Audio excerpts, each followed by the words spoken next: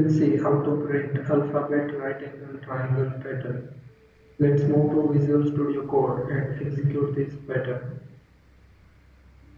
We can see here, in this pattern, along with every alphabet character, a space character is appended. The number of alphabets are gradually decreasing line by line from 5 to 1, 5, 4, 3, 2, 1. Let's see code to execute this pattern.